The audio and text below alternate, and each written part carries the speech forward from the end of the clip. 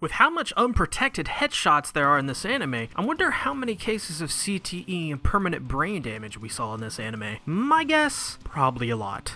Megalo Box follows Gearless Joe, a fighter who trains under a man who he throws fights with. Getting tired of throwing fights, Joe decides to challenge a man coming through. Turns out that man is named Yuri, the world champion of Megalo Boxing. But to challenge Yuri again, he'll have to enter Megalonia, the biggest fighting event in history featuring fighters with augmented gear. Joe, being poor and having his gear destroyed, decides to forego gear and don the name Gearless. Will Joe work his way up to the top of Megalonia and get what he wished for, or will Joe fail and go back to throwing fights? This is Megalo Box.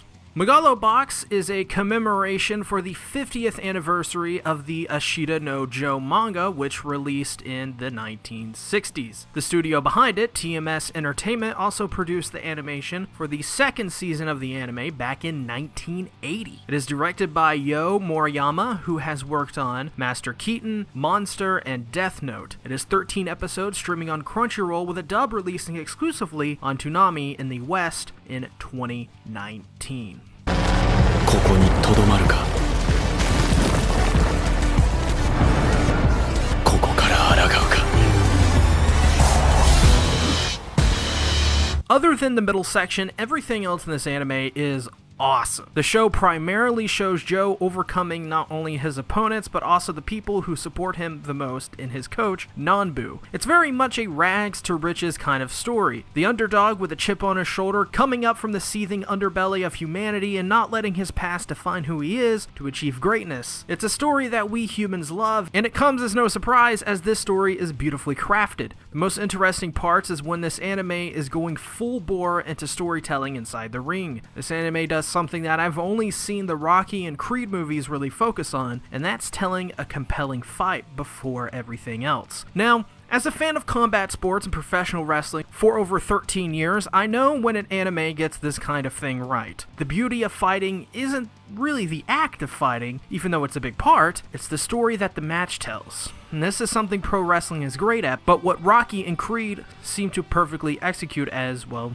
their storytelling mediums primarily. Megalo Box does the same here. The majority of these fights are near perfection in terms of directing, writing, and choreography. Truly some of the best action of the year 2018. Megalo Box's story is one that is engaging, entertaining, and while it is all of those things, I somehow couldn't shake the feeling it was forgettable near the middle portion of the show. I felt like Megalo Box meandered in the middle, not because it was bad, but because it simply wasn't as engaging as every other moment in the show beforehand. Outside of the ring, Megalo Box usually isn't as good as it is inside of the squared circle, but in the middle it has trouble for one simple reason. Joe has only one obstacle left to overcome, and everyone in his way doesn't seem that meaningful in the grand scheme of, well, the show. But why is that? Well, his first handful of opponents were legit challenges, and his last couple opponents were simply not that much of a challenge and only served to pad out the show to get it a couple extra scenes an episode.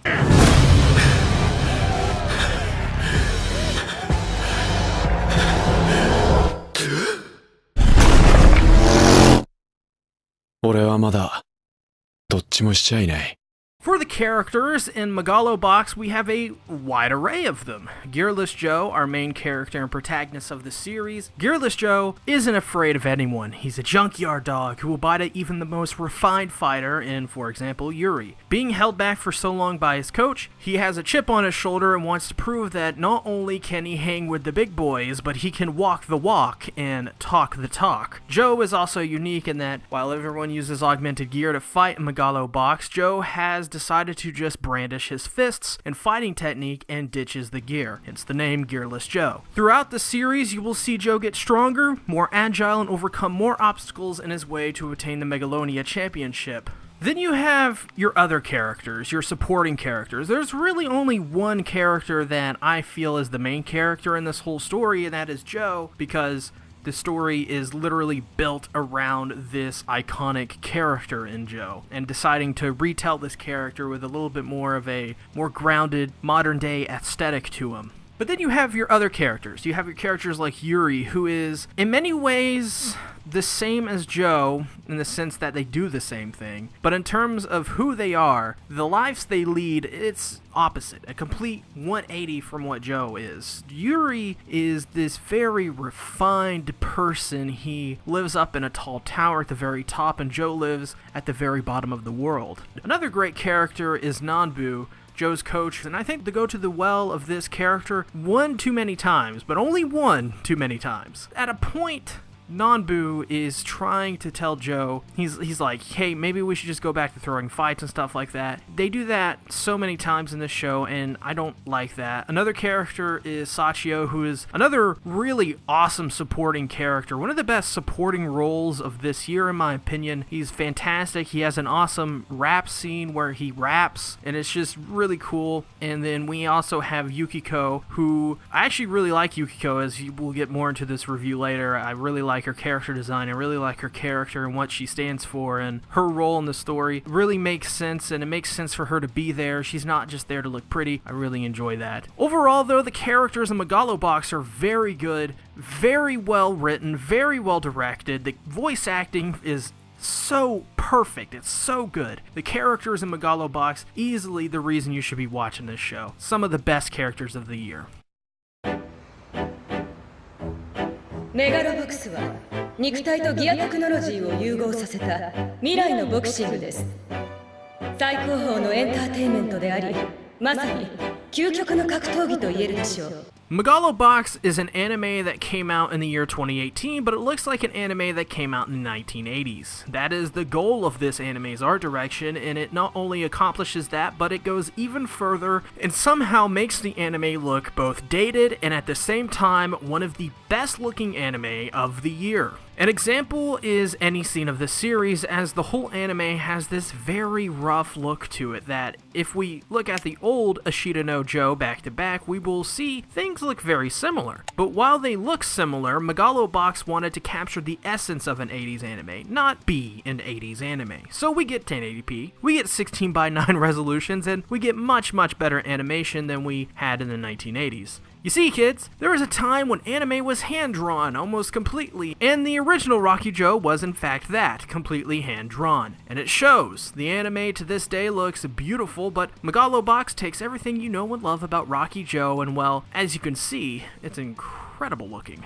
Besides the general art direction, the character models are also incredibly beautiful. Some of my favorite character designs of the year are in this show. An example is the design of Gearless Joe himself. The show does an amazing job of throughout harkening back to the original series while also carving its own path. And they do just that with this modern reimagining of the legendary Gearless Joe. This version ditches the hat and tanned coat and goes for a ragged rabbit dog look, which plays into Joe's character. Joe often sports scars, bruises, and purple lumps on his face or body, and it makes him look that much more distinct. Another design I really enjoyed was Yukiko, as her design is largely the complete opposite of just about everyone in this show. She wears a dress that just one look at tells you how refined and rich she is, and her hair is finely combed and straight, which really fills out the character's look. While I think this design for some will probably get lost in the mix, I really like how different it is even compared to her brother and Yuri's design.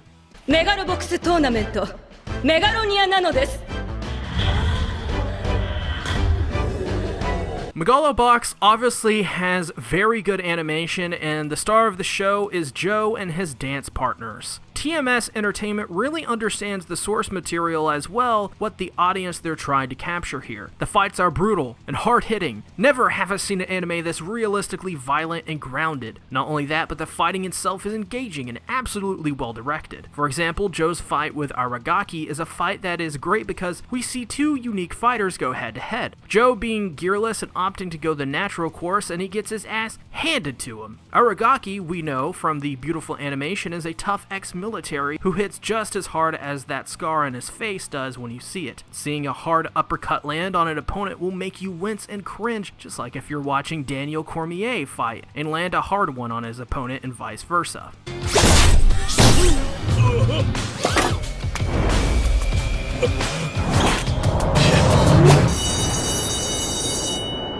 The The score for Megalo Box is composed by Maba Nua, and he's rather unique as before this he hadn't done many scoring works. He primarily is a multi-instrument artist who is most well known for working with Oval, a Japanese jazz, soul, and hip-hop band, which, by the way, is really good. You should check them out. In short, I've never heard of this guy before, but listening to his work in Oval and his work with Megalo Box, the guy is the real deal. His score in Megalo Box is simply incredible, blending a more modern style with traditional scoring. And I'm not sure if he was the person behind the rap scenes with Sachio, but those are incredible as well.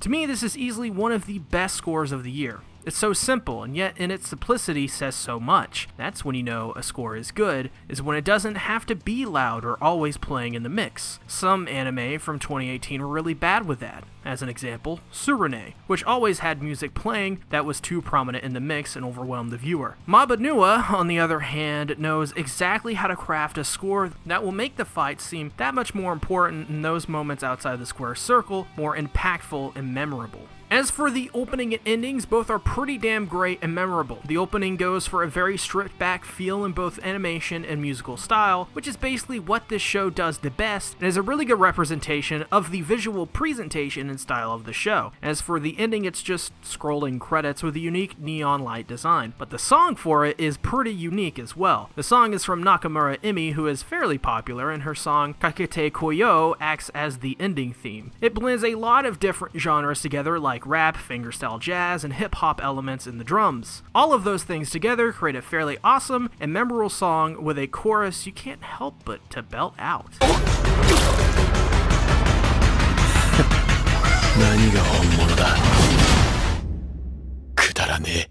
I think by now you know what I'm about to say about Megalo Box, but I really think this is a great anime. From the characters, the animation, production, score, feel, whatever else. I think the anime is just great. Is it without its faults? Well, it does have issues keeping my interest near the middle portions and does drag on a bit too long, even for 13 episodes. But that being said, every single element of the show ends up delivering on its promise and then some, making this an easy recommendation to any person watching this video right now. So don't sleep on Megalo Box. It is one of the best anime of this year. So, with that being said, do you agree with my opinion? Did you like Megalo Box? Did you dislike it? Put down in the comments below. And if you liked this video as well, please give it a thumbs up. Every thumbs up goes a long way and helps this channel. Also, check the description for many things like my Discord server, my Twitch channel, which I stream King of Anime podcast every Saturday or Sunday live on Twitch, and of course, other helpful links you'll want to know about. With that being said, thank you guys for watching, and thank you for all the support you guys give me. You know how much I appreciate it, you know how much it means to me, and I'll see you guys